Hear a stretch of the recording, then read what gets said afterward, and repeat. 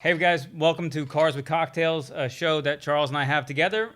We do have a podcast. Most people seem to watch it on YouTube because obviously that's where a lot of people who follow us know us from. So make sure you check out our iTunes, Spotify, all those places where you can get your podcast.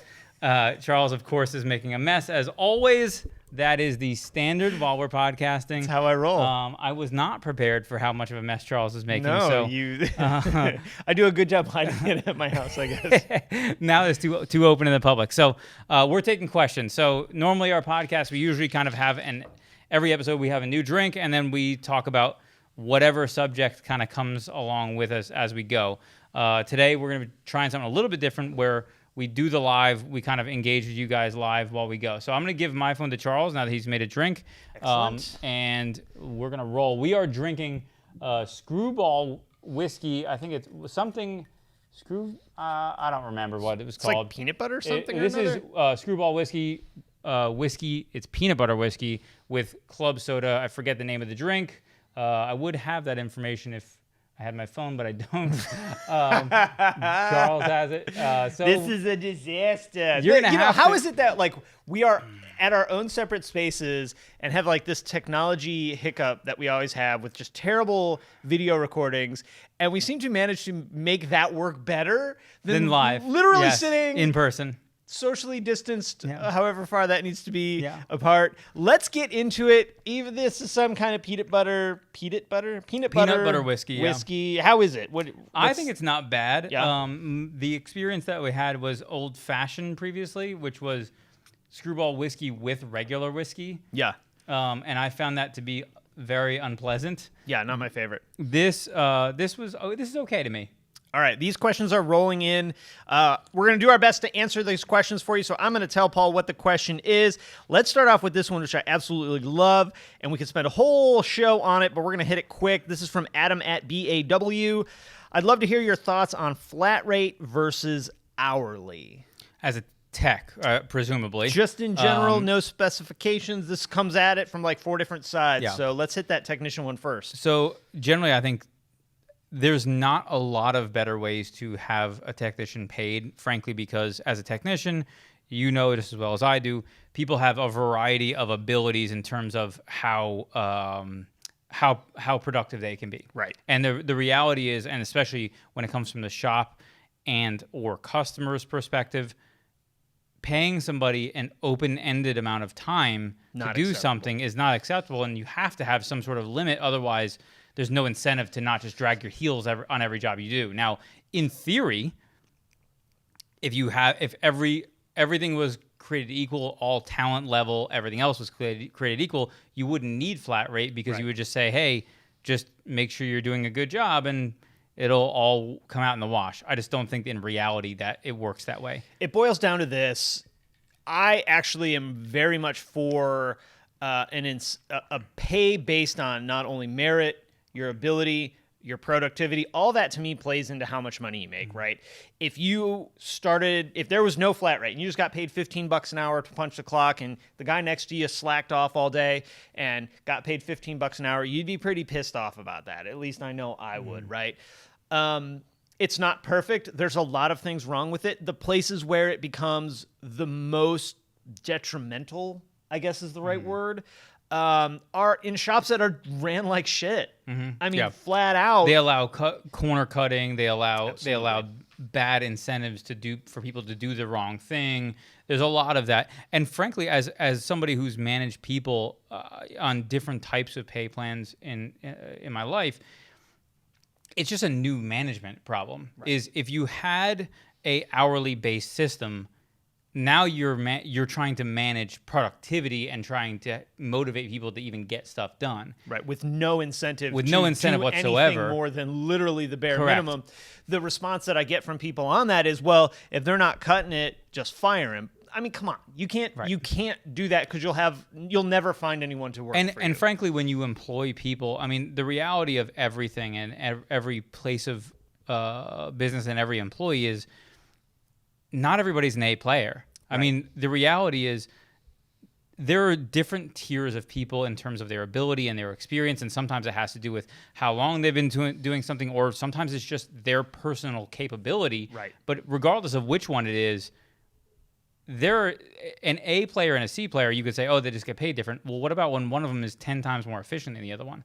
So not only is he more capable of more things and gets them done faster. Hey, how about that, Siri? Did it jump out too while we were at It's it? fine. No, it's good. Ironically enough, to me, I don't know if you know this, in most of the parts of the world other than America, they don't pay tax like this. Right. It's very interesting. Now, granted, a lot of these countries operate in very different culturally than we do. Comparing the rest of the world right now is not fair because everything is different. Rest of the world, like as a technician in a lot of other parts of the world, you don't buy your own tools. Right. Shop provides them for you. So that's a whole nother topic for a whole nother day. It boils down to this: a good shop that has good management, that is selective when they hire their technicians and works hard to take care of the technician, to take care of the customer, and not to the detriment of business, generally has technicians that are very happy on flat rate. I worked flat rate my whole career as a technician. Did I love it every single day? Hell no. Not. Get your ass kicked. Some days I took baths. Some days I cranked it. Unfortunately, honestly, I think what the better system is a mix of both. A guaranteed pay where it's like, okay, if I have just a terrible safety week, net, yeah. I'm not going to starve, but there is incentive for me to do. Sorry, buddy. To do more. I'm animated, and this is an awkward space. I don't do my hands. Yeah. So I completely lost my train of thought. So let's move on to the next question because that was again one that the one thing I do want to touch on and get that other question ready is I'll get the next one. Is flat rate is the beauty of flat rate.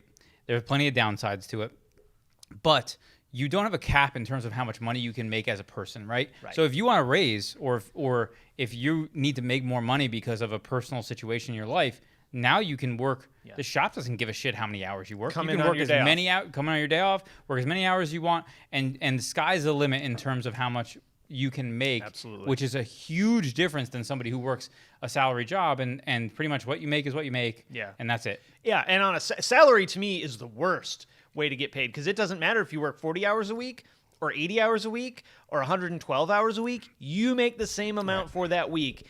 And I've worked one job that way, and it was the worst. We would do inventory, and no joke, I would have to work like 120 hours a week at like $28,000 a year. Yeah. It was a joke. Wow. We have plenty of salary people, but nobody works anywhere near 120 hours. It sucked.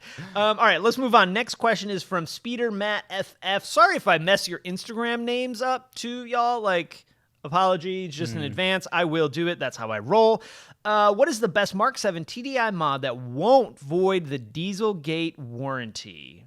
A tough question. So I don't actually know a lot about the Dieselgate warranty and how restrictive they are. I mean, my guess is that it probably reflects the VW warranty, and any TD1 stuff's going to flag you right off. Instantly. I would tell you if you are here's what I'll tell you how I feel about it, and I'll tell you what I've personally done with our TDI.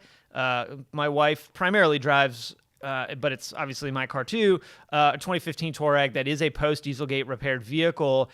And I have a Kerma tuner box sitting in my toolbox that I got about 2 weeks after I got the truck. We've had it for, almost 2 years now, I guess, knocking on the door of 2 years. I have not done it yet because of that TDI warranty. Because look, the Golf, you know what? If the engine blows up, I'm not real thrilled about it. But you got to swallow the pill, right? I am also insanely confident about the cost and all the tools and all the stuff to make this repair, right? I'm looking at this camera. I should be looking at this one. Sorry. Sorry, YouTube. If you are not confident in voiding the warranty and making the repair afterwards, do not do the modification. To the point of, I have seen pre-Dieselgate repair TDIs come in with aftermarket air filters that were upsetting the EGR system and the diesel particulate filter. It had like a K&N drop-in filter. It was setting EGR flow codes or something like that. It could have been something different, but in that space, wouldn't run the test or wouldn't pass the test for regen or whatever it was. We took the air filter out, we put a factory air filter in, and like that, it passed. So even a drop-in air filter, I would be very uncomfortable. The mods I would make, if I had a TDI, Mark 7, which is an awesome car. I would consider lowering it. I would consider putting a rear sway bar in it. And that's about where I would Wheels stop. maybe or whatever. Yeah. Yeah, cosmetic mods and stuff like that. To me, I think you you would stick with things, cosmetic mods, taillights, wheels, you want to do any grill or headlights or whatever, any of that type of stuff. Anything aside from that, I think is, to me, the juice isn't worth the squeeze, especially with that car, because TDI is not a performance car anyways. If it's a Mark 7, yeah, it's a good vehicle, but it revs up to 4,500 RPM. The thing, it's never going to be a race car. You will get more power, and it'll be much more fun to drive. The mods are awesome on them. I totally think. I just think the juice isn't worth the squeeze. I mean, for the same reason, Jack at our shop has a TDI Touareg, same as you. He off-roads the shit out of his Touareg, and it's lifted and whatever, but he has no engine mods for the exact same reason. Yeah, I would leave it stock until that warranty's up, then mod away. Mostly because, look, the reason that is covered under warranty was forced by the government. Right. They're not happy about it. So under warranty, let's say base warranty, not TDI, another car, you might be able to make a case with VW that, hey, help me out, right? You can't prove the mod was what caused the failure, which is traditionally, as a technician, how we gauge whether we're going to cover something or not, or whether we're going to approach the coverage option. When this stuff is mandated by the government, you don't get no damn help. Good luck. You're gonna either have to sue them, which I guarantee you isn't gonna be worth any amount of money. No, not at all. Because suing people, if you don't know, I know a lot of people talk about threatening lawsuits to dealerships and stuff like that, but the cost of a lawyer at $300 an hour for a halfway decent lawyer racks up real fast over paying for a repair that you might need for your car. So not worth it. It's never going to be worth suing people. That's, I think, the biggest thing that people don't realize about that stuff. These questions are actually great. This is from Slow7R. How reliable would you say is the B8.5 Audi Q5 with the 3-liter TDI long-term? Things to look out for on a used one with over 100K. And I have to tell you, beyond basic maintenance, now Audi did have more, I think, like rear main seal and oil leak issues than Volkswagen did for some weird reason. With TDI stuff. That's a hell of a good car. They're solid. I know they're not super problematic. I mean, I think regen stuff is always a problem depending on how the car has been driven. Yep. That's the one thing on a diesel car that I think is always a trend. AdBlue stuff. Well. But that probably is the biggest thing I notice is that if you have a car that's aged with has very low mileage for the age, that usually becomes a problem, is if it can burn that stuff out. But if we're talking plus 100K now at this point, and because what B8.5 was like mid-teens, something like that. I don't know the exact. Yeah, 13-ish. Okay, so awesome car. I mean, it's essentially I like Touareg. Q5s. Yeah, I think Q5s are great. We actually came very close to buying an SQ5 before we bought our Touareg, till I got the like $1,300 a month car payment quote, and I was like, this is more than I pay for my house and our other car, so we're not going to do that one. This is another great question from Holden Monroe. Sorry, buddy, couldn't. Operator error. Let's see. What do you think the future of Waterfest looks like, since their new venue at Atco is rumored to also be shutting down? I did not know that. Do you think they will choose another venue? If so, where? Oof. Okay, so I'll say this. So I haven't been to Waterfest. He has.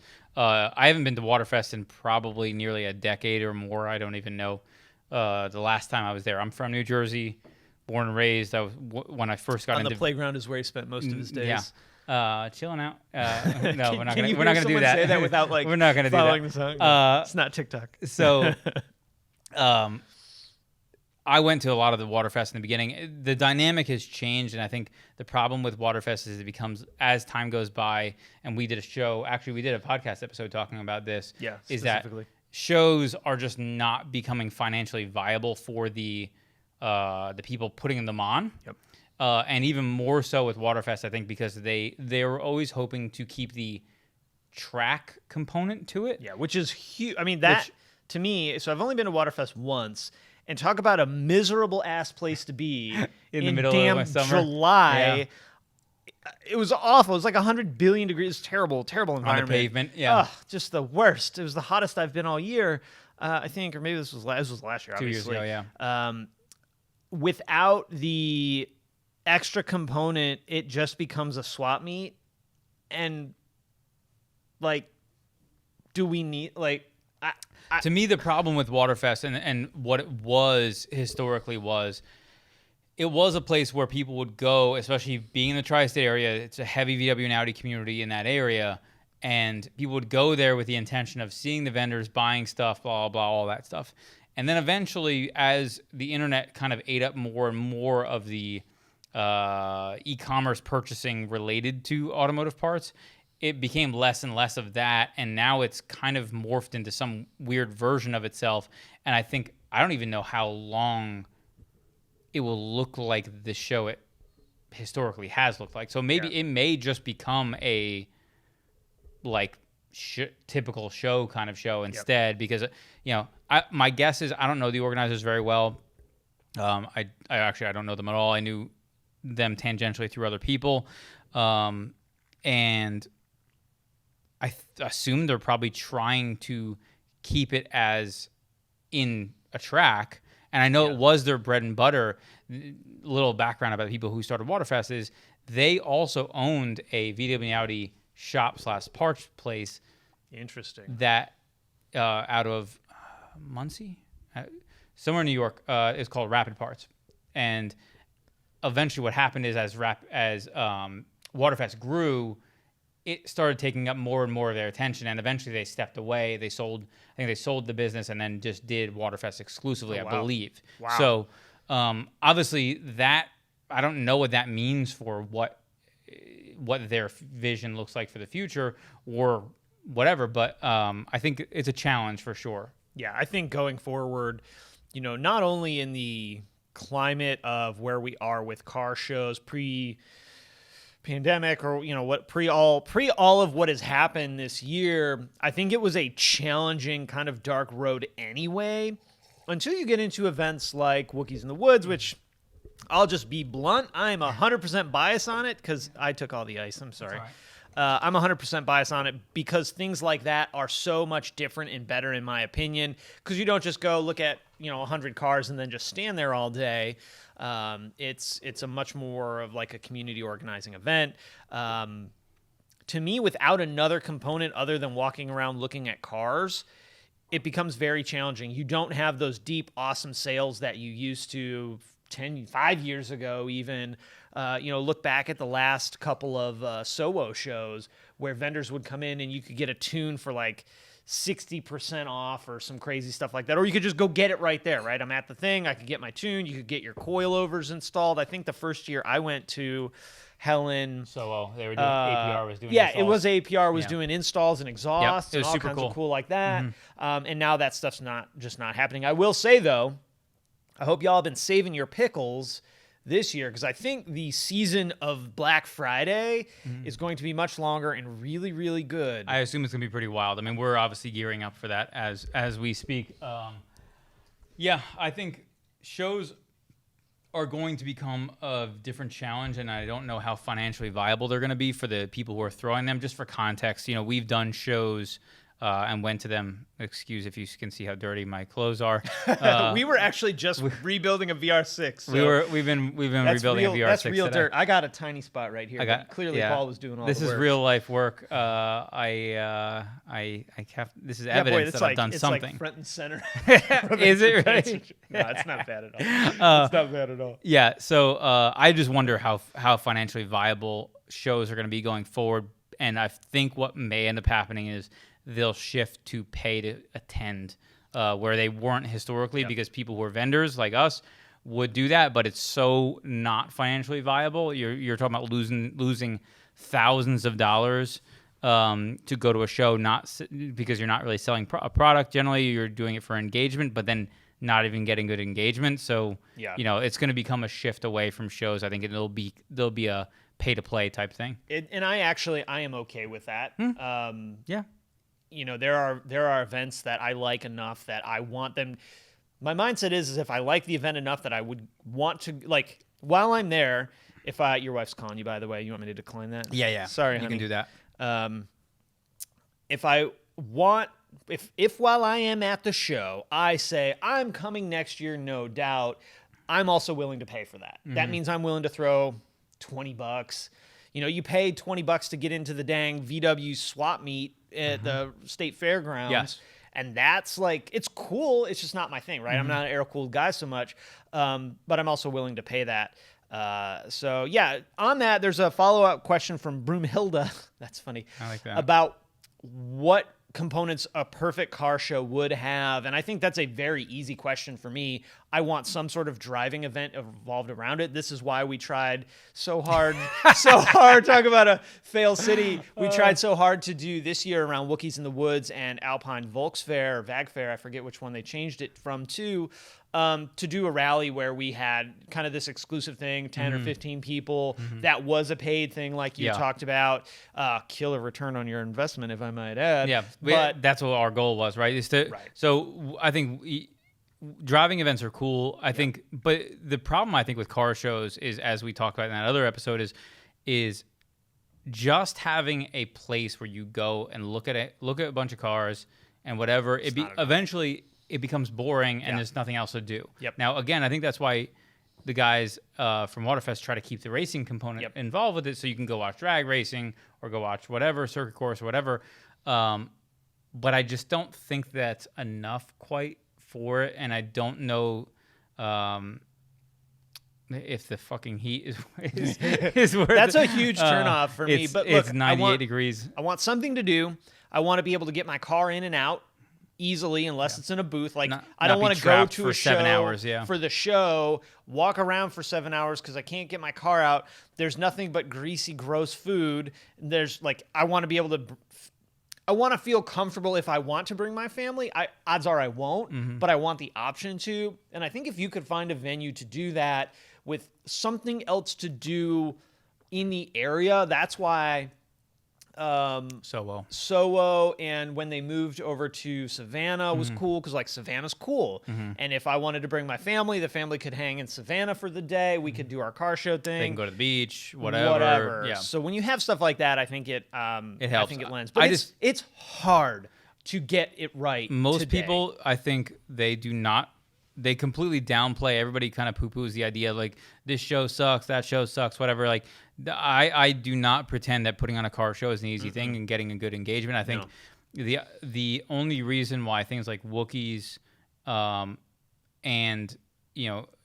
I think I would call it Helen as a place, that's not fair. necessarily a show, but Helen as a location is ideal, is because it has more dynamics going on than just the show itself. And to me, what I always liked about Helen, and I think Wookiees kind of fits the same bill, is that when you go to these places, these are very small places that don't have a lot going on. So when you bring this large community of people, essentially the entire place is that community. And so wherever you go, whether you're at the show, whether you're not at the show, you're with people who are also there for the show. And it creates a different feel around what's going on. And there's the one thing I think about Savannah, even though I love Savannah as a city, I thought it wasn't a great show place because it didn't bring that to it. Right. It's because Savannah is a much bigger city where if you're not familiar, Savannah is very popular for St. Patrick's Day and other events like that, where you get hundreds of thousands of people to go there, which is nothing compared to 10,000 people who come for a Volkswagen show. I think, to me, the idea of kind of overrunning an area where you consume a place almost like a Disney World for cars, right? That's kind of what I envision one of these shows being. And Wookiees kind of, I think, stumbled into it. And obviously Abe and the people there have done a great job. And it was more grassroots, because they never really tried to grow it. I don't think they've ever. In fact, I would say they're actively discouraging people. Hard to not grow it too much. So it's not easy. And I, despite the fact that probably having a lot of resource and ability to put on what I think would be a really good show, I don't want anything to do with it. No. I'm happy to sponsor the couple of shows a year that I do. I'm happy to go to the handful that I can. But I want to be a participant. I don't want that to be part of my job, because I think that for me would lose all interest and appeal on that one. So good questions on the car shows. So we did do a whole show on Cars with Cocktails about the future of car shows.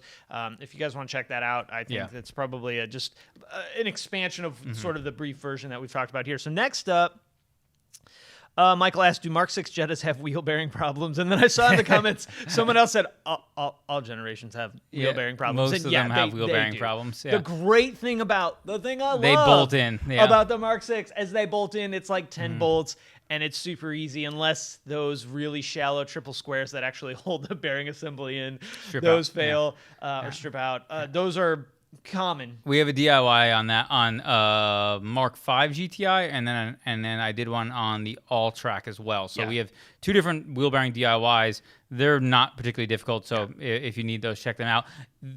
Either of those, the Mark 5 is going to be closely resemble a Mark 6 probably more, but the Mark 7 one, they all kind of have the same basic principles. If you were to watch that DIY video, I did one on a rear on a Mark 5. If you were to watch any of those videos, the tooling might be a little different. Like the steps might be a tad switched around. Otherwise, they're basically the same. You're going to be able to get there no problem. So those are pretty straightforward and easy. All right, what else do we got here? We talked about the car. Shows all generations. I love that. There was another really good one. Here's one. Is it worth going IS38/hybrid with a front-wheel drive Mark 7.5 GTI? Well, why don't you give your opinion? So my opinion is yes, of course. It's always fun to add more horsepower. I would lean into that more if I had one of two things, one or the other, a performance pack GTI with the electronic diff or a limited slip differential. It's not like you're tripling the horsepower with these mods. The thing I do think might be a drawback, though, is from what I've experienced, you do have a slower boost building time. So you'll get more power. It just might not be as on demand. Like, that's one thing about the R. The boost lag is a little bit more noticeable, slightly more, than it would be on a GTI. But this is something you probably have way more experience than I do with it. Yeah, I mean, so IS30, you may not know this. I mean, obviously it's going to make sense to you. Is IS38 GTIs actually are generally faster than an R, unless we're talking about obviously launching in a quarter mile. Yeah, because they're lighter, less drivetrain loss, all that stuff, right? So. Is it worth it? 100%. The only time it's not worth it, I would say, is if all you care about is quarter mile times, which frankly, first of all, I think it's silly unless you're talking about building, like there was a dude, Tyler All, who built, I know the first Mark 7, I think, to do 10s. Somebody wants to know if you're even wearing socks real quick. I am wearing. Yeah, he is wearing socks. They're black. They're black and they're short. I prefer ankle socks. And these shoes I pictured you more of a thigh high. Oh, kinda. I like not with pants on. Yeah, but what I like to do is I like to wear them with a like a bustier, and then I like hook them to the top of the socks. Well then. Yeah, that's my preference. Paul. Yeah. But yeah, Mark 7s, I think they can make plenty of power with an IS38 or a hybrid. The only thing you're really losing is the traction off the line, really in a straight line. And if it's a Mark 7.5, frankly, most of them are performance pack. I don't know if you know that. I mean, the large majority. If you have one that isn't, it's kind of rare because you'd have to have an S. Like Strippo, base you'd have to have a model, Strippo S, because even a lot of the S came on the later models, all came with it. If you have a 7.5 GTI, first of all, a phenomenal car, probably one of the best VWs, like dollar for dollar, you could buy, like with any recent time. I think the last 15 years or so. 15 years, yeah, I would probably stand behind that number. If you're tuned and you have like some of the basic bolt-on mods, exhaust, downpipe, intake, and you're not happy and want more power, yeah, I would say go for it. But boy, if you have that and it's modified in that, stage 2 that we always refer to, and that's kind of like in our community, that so many people hate when you say stage 2, which is why I say it more often than I want to. If you want more power, like that's your next step. That's where it's at. And the one thing that I would say is, if you're keeping the car, the only difference that I think that you said is in terms of value. Yes, some people are thinking like, oh, the Mark 7 is a great value too, but whatever. To me, technology-wise, obviously 100%. You're stepping up to kind of a different level. And even our All-Track, which is a 17, has CarPlay and all the other stuff, which you could kind of shit on CarPlay, but the reality is like it's kind of a game changer when it comes to having nav and whatever else is built into your car. his Golf R obviously has like the big display and whatever, which is more beautiful and awesome to have. That's more of a nice to have thing. But CarPlay in and of itself is, to me, a very big thing that if I had the option, I would always go for a car with that. I doubt I will ever own another car without CarPlay in it. Right. If it doesn't have it, I'm going to add it. Like, that's what I'm trying to work out on the Touareg to make that happen. All right. This one is from B.Nams. If I think I can DIY a water pump for a Mark 6, should I? Or, this is a very easy question, or should I let the dealer take care of it with an extended warranty?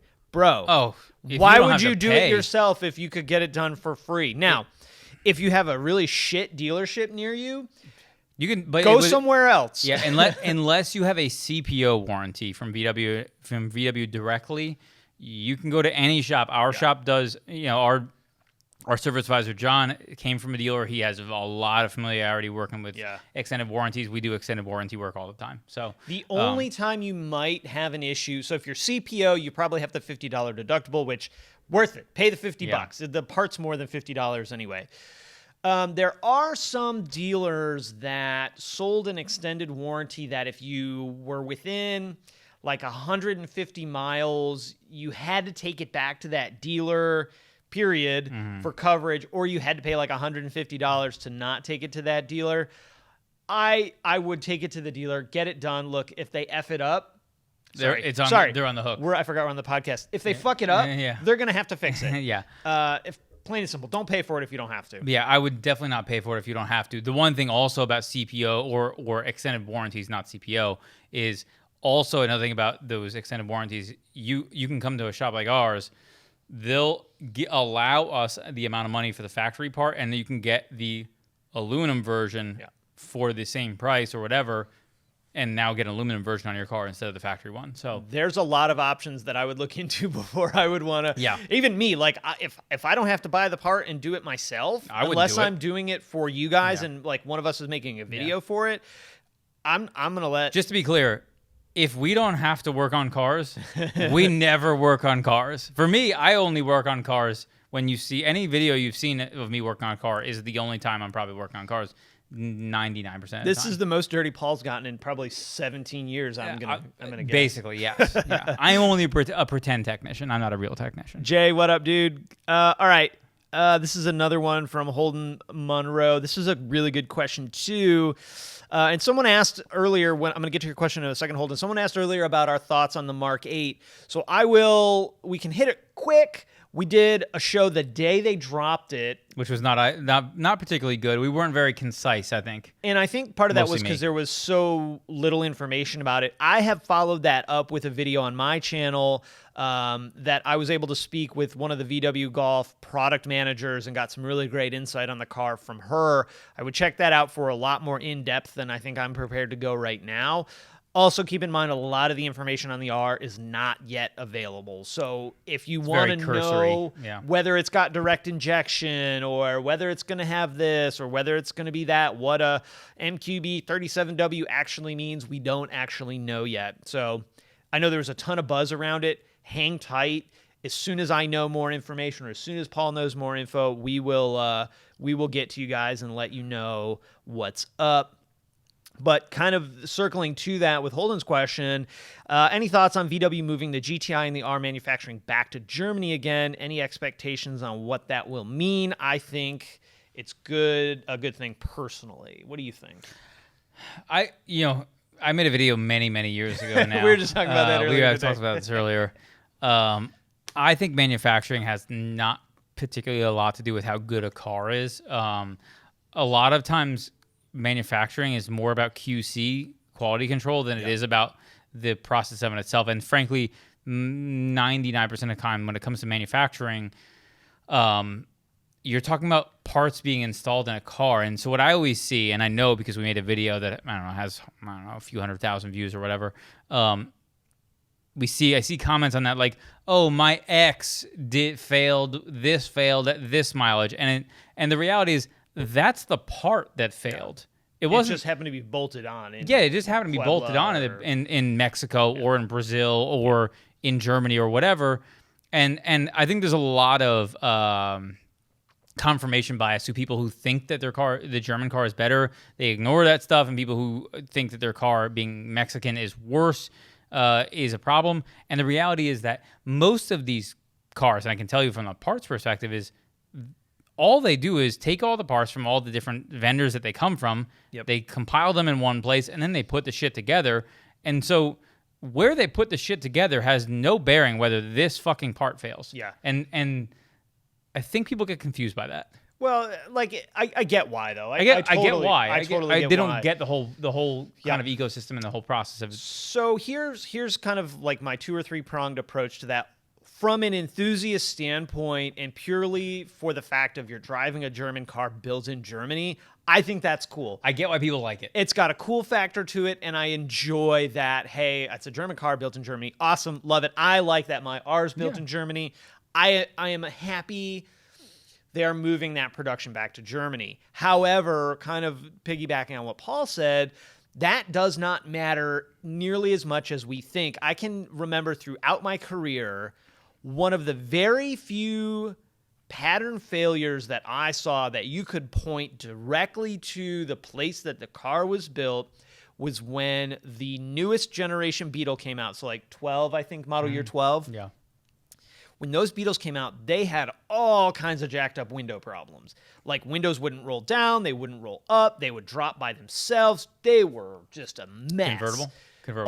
All of them. And we were doing like these really weird ass repairs. We were putting regulators and motors, and then we had this thing where the motor would spin. Like the pin of the motor was not the right size for the opening in the regulator, so the gears would make contact, but it would kind of wobble and cause the window to make noise. We were like filling it with this Loctite product, and it was wild stuff. That was directly related to where the cars were built. Like, people lost their job at the plant in Mexico over this issue. Beyond that, that's really the only thing. Now, what I am worried about is they're moving this production back to Germany. So it is a facility that had not previously been building this exact car. It's also a new model car. There are going to be first run problems, like there always is. The Tauses move. So what it is, and the reason they've done this, and I don't know that I can say this. Yeah, because this is public knowledge, right? Where the new SUV is going to be built in Mexico. In Tau? Yeah, that's HO in Mexico. Yeah, I don't know. I believe that's public knowledge. Yeah. Well, let's hope that it is. But anyway, we'll just move on in case I'm saying something that I'm not supposed to. Could be edited out in the YouTube video. Someone asked about why the Mark V gets so much hate. I just think it's an ugly pig of a car. It's not my favorite generation. It's probably one of the less attractive generations. In terms of performance, I mean, I think at the time, I've said this before, the Mark V was a game changer in terms of performance, because the Mark IV, for all the people who love Mark IVs, performance-wise, the Mark IV was terrible. It was a terrible performing car. You compare an 02 GTI versus a WRX, holy shit. Yeah. I mean, other than you just lost all your feelings driving the WRX. Yes, WRX is uncomfortable car. They're not pleasant to drive, and the materials inside are made of a combination of cardboard and some sort of cotton woven together. Yeah, a little bubble gum here and there. Yeah. Aside from that, power-wise, performance-wise, handling-wise, every single metric, the WRX crushed the GTI. Yeah. I know I owned the Mark IV GTI. It was the first car I ever owned. But when the WRX came out in 02, right? 02? Something like that. It was the first WRX. Just completely destroyed the GTI in every way. So, the Mark V, I think, was a game changer. First Volkswagen to have independent rear suspension.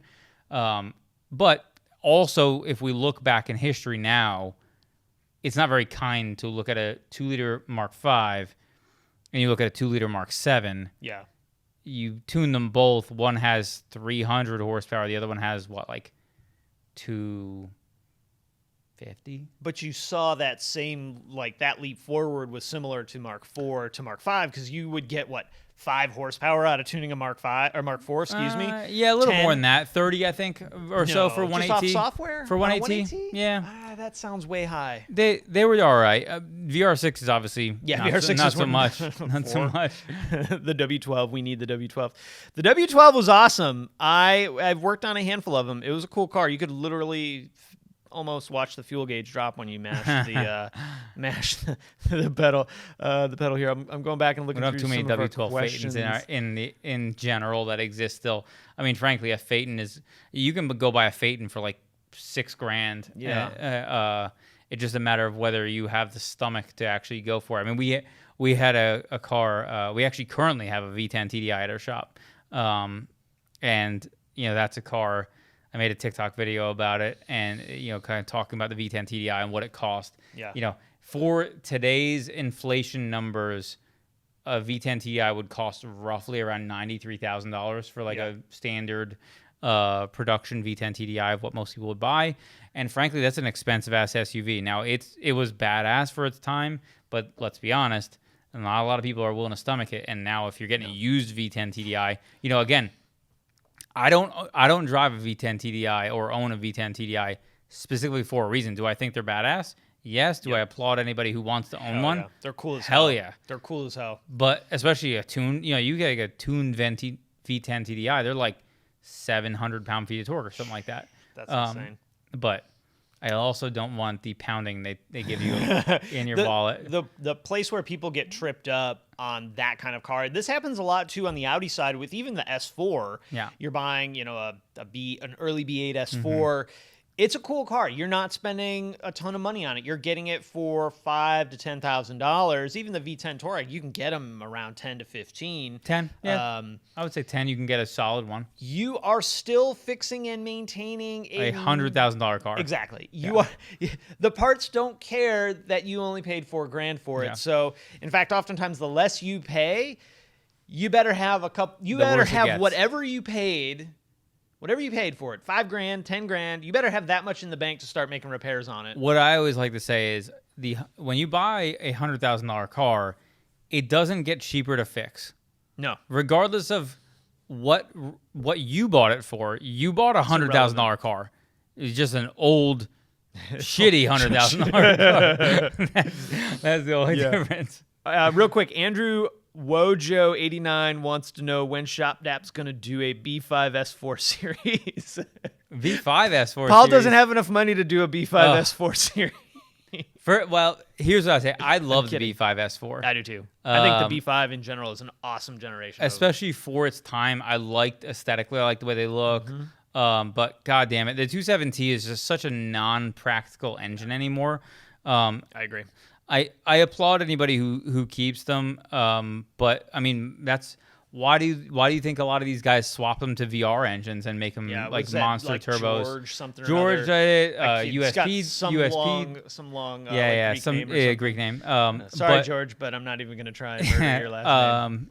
But also, that's what USP's car is too. Yep. So they swapped it to VR, and it really just because 270s for their time they were amazing. Yeah. But they're no longer a viable engine to mod, and it doesn't make any goddamn sense to continue to do it. Support for them. Unless if you are trying to keep like a period correct factory S4 that's maybe like tuned.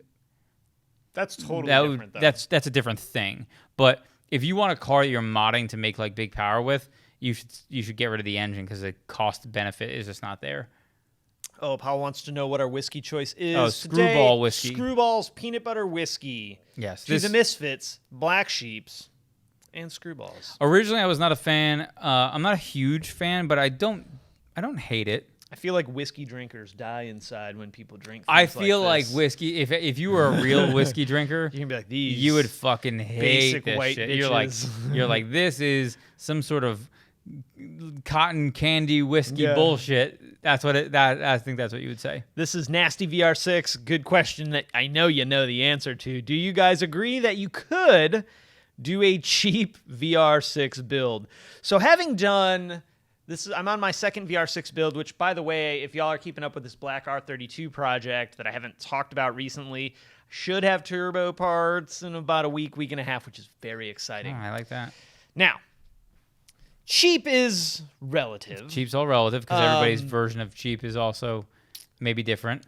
I don't know, unless you already had the parts or got the parts used from someone you know for not very much, I don't think you're going to do a proper turbo VR6 build for anything approaching what the average human would say is cheap. I wonder if they're asking about doing like a VR swap on an early, like a Mark 1, Mark 2 car. Even still, like, so we have this VR6. Cool talking about this? Yeah, I think we're good.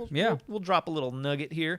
Actually, I posted a picture on Instagram today, so you saw a little bit of it. We have this VR6. It's a 24-valve out of, I don't know, some 2004, Mark 4, yeah. Some Mark 4 Jetta, GTI, whatever it was.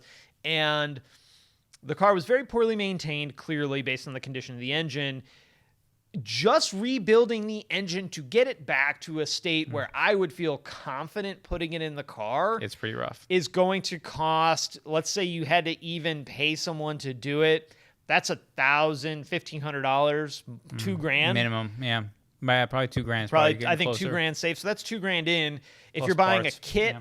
a turbo kit, like from that company that I did my Mark III project on, that's $5,000, and that doesn't get you all the stuff. And I wouldn't call $5,000 to turbo a car cheap. As in, like, that's a lot of money. That's also not a great turbo kit. Nope, I would not. Well, it's okay. It's okay. It's fine. It's solid, and it's a great starter. But in terms of turbo kits, in the world of upgrading turbos on cars, it's not there. And reality is, you're doing like if you're really doing it right all the way, rods and pistons, and then I wouldn't even say the hardware is expensive to get the good, legit stuff, which I was actually surprised that for the power that I'm looking on on the R32 and dealing with HPA, they're telling me factory head bolts are enough. And I'm like, well, okay. Let's... No head spacer? Head spacer. But Factory bolts. Don't need ARP. I'm not sure I'm going to... Well, you're probably going to roll ARP anyway. Just you can take it off if you need to. But Mark the bullet. And I do still have two R32s BTW. Thoughts on C5 S6 or D2 S8? Good cars or stay away? So I'm going to let Paul hit this mostly. To me, that falls in that category of you're buying a used one. I wouldn't do it. I don't really see why. To me, neither of those cars make any sense. I mean, I think D2 S8 is probably a V10 engine. To me, the juice is never worth the squeeze with those cars power-wise. I mean, frankly, you could get a C7 A6, the 3-liter version, upgrade the pulleys on it. And get more power for a nicer looking car that has better technology, and it's way more reliable. And you don't have the juice of having a V10, but you have more power than the V10 for less money, and you don't have the fucking nightmare of a V10 if it breaks. Yeah, cool car. It's kind of in that Phaeton space. Really cool car. Yeah. Outdated as hell technology-wise. I actually think visually they've aged very well. Even the Phaeton's still a cool The Phaeton's looking car. aged okay too. I think the Phaeton looks a little better than that generation A8 and S8. But from a technology standpoint, like, it's outdated as shit. It's not like you can just get a damn new CarPlay radio from Crutchfield and throw it in there, because that's all built into the vehicle. So I don't love it. I'm just not a fan. I just think that the problem with a lot of those cars is that most of them are so degraded by the time most people buy them. You're third owner at this point. You're third, maybe fourth owner, and the reality is those cars are ragged out a lot of times. And buying a ragged out car that's expensive to fix is a nightmare. Yeah, there's a reason you don't see Paul or I driving one of those cars. Right, So and not to say I don't think they're cool. Like, I don't want anybody to get confused that we or I are shitting on them as a car. I think they're cool. Yeah. But the reality is, I just feel like there's so much better ways to spend the money. Yeah. I would take an A car that's newer with less power and less prestige behind it over something older with an S badge on it, Yeah. unless it's like an RS2 or something. Like there's cars where that bell curve goes back up again. There's some unique variances to it, but there's pretty rare exception to that. And the reality is, I also, me personally, I hate cars with air ride. I always recommend people to avoid cars with air ride. Yeah. And that's, as the Touareg craze continues. I don't know how close you're following. People are going to start realizing how not available those parts are. I always, because I've said this before. The Fastlane car, they did a series about their Touareg. It's done awesome about off-roading a Touareg, whatever. It's a really great series. You can check it out. But the one thing they said that I completely disagree with, they bought a car with air ride because they were talking about getting like more ground clearance and shit like that. Which you do. Well, you do, except for air ride's a fucking nightmare. Yeah. And you should never jerk around with it. And the one thing that a lot of the Touareg off-road guys are now becoming like more and more serious. There's an off-road group, if you feel free to check that out. They're out tearing it up today, I think. Yeah, they were out actually this weekend. And a lot of those guys are going steel suspension. Yep. They're actually flipping backwards because the reality is that having something that could break when you're on the trail and it's subject to a fucking plastic line cracking, I mean, the likelihood that shit can break anyway out there is a problem. And never mind, you're in the middle of the woods when that shit breaks. You're not riding home. You don't want to be stranded with a problem when you need to have the most ground clearance possible, and you have none because your air ride's broken. Yeah, while I worked on a ton of those while they were under warranty on new Touaregs, and they were actually decent at the time. But also think of all like the Mark IVs, because that's kind of the same vintage, that the interior plastic is just fucking trash now. You have all that similar plastic running all through. That's how all the connections are. They're that quick lock connector. We did have a recall on rebuilding the compressors, which was pretty fun. Way back in the day, yeah, way back that in the day. V10 at our shop has an air ride problem. Does it? Yeah. Yeah. Both the front shocks. It has a few other things too, but it has an air ride problem. So ton of money, ton of hassle. Yeah, it's just the juice isn't worth the squeeze to me. You'd be better off lift it if you're really serious about off road. Yeah, lift it, get all the skid plates. Mike and Eurowise, he made all the different skid plates and shit for underneath of it. Yeah, that's what frankly a lot of the guys who are running who are the most aggressive are running. Just stock steel, maybe that lift spacer, and exactly a bunch of skid plates. Yeah, exactly. Yeah, they beat the living shit out of it. We were driving behind them, and we couldn't even see them anymore because it was just like they're driving 25 miles an hour down these trails.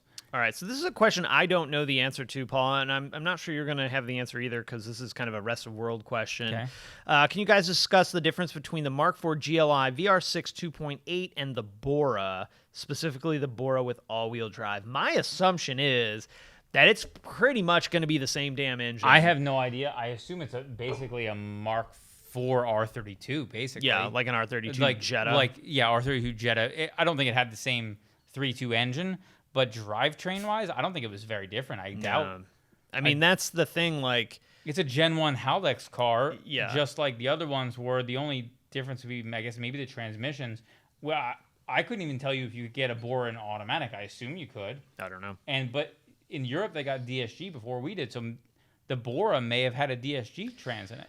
So this is what I'll say to that question. We don't know. I like the question. Neither one of us know, but this is where the community wins the day because I know that some of y'all know. Drop that down in the comments on the YouTube video that hopefully y'all, after you were hanging out on Instagram, watch it whenever it comes out sometime whenever. I like to be generally specific. And if you know, let us know because that would be mad dash helpful. Hey, can you help me out on a question? Maze Tattoo, ask that question, my friend. Can't help you if we don't know the question.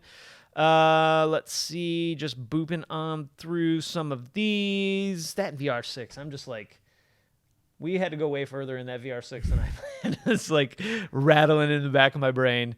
We found, this is so strange, so we'll give you a little sneak peek here. We found that one of the valves wasn't sealing when we did a cylinder leak down test. And we found out in a really fun, I'm still like a little choky from how we found that out. Yeah. So you'll have to wait till that series comes out at an undetermined time to figure out Yeah. what I'm talking about. I may or may not be posting a TikTok video that might offer some insight soon. I may or may So, not be. What is it called? Duetting it? Duetting it. Duetting it. Let's see. Boop, boop, boop, boop, boop, boop. What up? What up? Hello, hello, hello. All right. So I think if Maze Tattoo's not going to ask his question or her question, that feels like a pretty good show. Okay. We answered a lot of questions, and we're coming up on our hard stop of a 1 hour. We have a 1 hour live limit, so we are getting out on a very hard stop. Yeah, we have a VR build coming soon. I don't know. We're not exactly sure what's going to be on his channel or our channel yet. We're not exactly sure all the details of it yet. Basically, we have no idea what we're doing, which is standard. Is it worth tuning an Audi RS4? Yes. That's an easy one. I mean, yeah, it's not going to get you a boatload of power, but the reality is you're only limited with so many options, and you can either do a tune that will give you a small bump, or you can go balls to the wall and try to, turbo it or supercharge it or whatever. Balls to walls. Which would be a expensive proposition, which we will have an owner spotlight on a customer who's semi-local to us who has a turbo with dual electric turbo, an owner spotlight coming in the semi-near future on an RS4. So is that 3 turbos or 3 turbos? Oh. 1 large single turbo with 2 pre-spool electric turbos. So they're like in series, kind of. Yeah, yes. It's neat. It's a neat setup. So that will be coming at some point. I don't know when it's gonna happen, but let's wrap up with this one final question, because I first thought it said CrossFit thoughts, and I was gonna make some mad jokes, but it does not say CrossFit. CrossFit. The one rule about CrossFit is you always talk about CrossFit. You would know our thoughts on CrossFit. You would already know. This is from Let's Lifestyle. Cross-sport thoughts. So Atlas Cross-sport. I think it's. I like them aesthetically. The one question I have is I feel like they're so non-practical and they don't fit the demographic. And I don't know. Frankly, I don't know demographics of new buyers as well as obviously a manufacturer, whatever. But to me, I see a lot of Atlases. It's a very soccer mom-ish type vehicle, right? Yep. My wife drives an Odyssey. I feel like if you don't want to be somebody who's known as like a van person, you buy something like an Atlas. Minivans are badass, by the way. Minivans are. My wife told me she would never be a minivan driver. Literally, she told me that point blank, and then like 2 years later, she's like, "Can we buy a minivan?" And I was like, "All right, I guess this is where we're going." So I feel like the demographic is very close. And I feel like the Cross Sport doesn't fit that bill. So it is kind of that weird thing where like you want this big SUV, you want the extra room. You could have easily bought an Atlas, standard Atlas. The main difference is 7-seat versus 5-seat. Right. Equipment-wise, it's going to be consistent throughout whatever year it is. It looks a lot sportier. I think they look cooler. Aesthetically, I think they look cooler for sure. I think they look way cooler. It's the same as an Atlas, right? Which is essentially the same as a big Tiguan. It's a cooler Atlas if you don't need the space. But the one thing I will say about that is, and this is just my personal opinion, is if it was me, if I was somebody who was looking for something like an Atlas but didn't need the space, I would buy an R-Line Tiguan. Yeah. Or you'd get the Atlas that seats 7, leave the seats folded down all the time. And have all the space in the back, right? In case one of your kids needed to bring you get a dog or whatever. whatever. So, to me, the Atlas Cross Sport, I think, in my opinion, it's probably not going to do super well. I like them aesthetically. Yeah. I just don't think it's going to do super well. It's probably going to be kind of like the CC was to the Passat, where it's like the Passat's the bread and butter of that size and that that's what it feels like. Market, and then the CC was very similar, almost the same car, but sportier. Yeah. And I think are we going to see it long term? Someone asked earlier about the Arteon 2. Are we going to see the Cross Sport long term? I actually think we might see that for a while. Because SUV is such a huge segment of all cars purchased, probably the Arteon I think could be a whole different thing that may not exist. I love them, but I could never see myself buying one just because that's not the type of car that I own. But I like them, even though it's like kind of that hatchback with the whole hatch opening now. It's way more practical than the CC ever was. It's a halo car. It's a low production car. It's always going to be a low production car. I like a lot about it. I find there to be a couple of major oops when you're talking about a $50,000 car. Yeah. I want more power. I want a DSG. Yeah, it would add a little bit more cost, but when you're spending $50,000, you're going to spend $51,000. And the delta between a 7-speed automatic and a DSG is not $5,000. I don't care what anybody says. I'll say this. Audi's moving that way, so I bet you they move that way on purpose because the demographics and the B9 S4 uses a standard automatic transmission. Which are great. Because but I want something believe that the drivability concerns around DSGs and the herky-jerkiness. Yeah. That's not really what it was, though, back in the late, mid-2000s.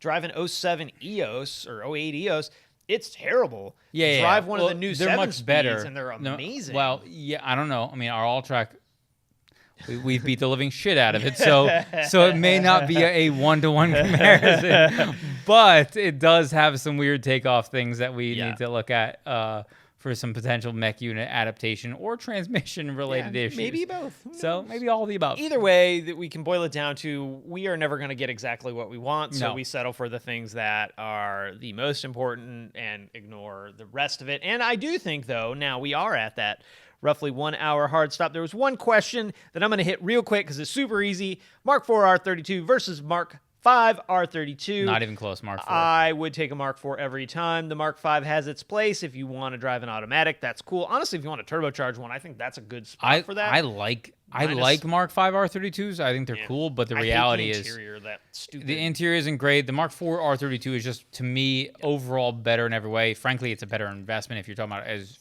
a car to purchase. They're not going to depreciate in value the same way. Yep. The Mark V is the most hated R32. Poor Mark Vs. But yeah, I like them, but they're I would prefer a Mark IV. I as well. All right, we are going to wrap it up. Hey guys, if you're watching on Instagram, first of all, thank you for hanging out. Amazing questions. Check out this podcast, which will kind of be exactly what you already just watched. So I don't know, maybe it's worth it. But we got some other check out the other episodes. Don't worry about this episode. You already watched it. Watch the previous episode.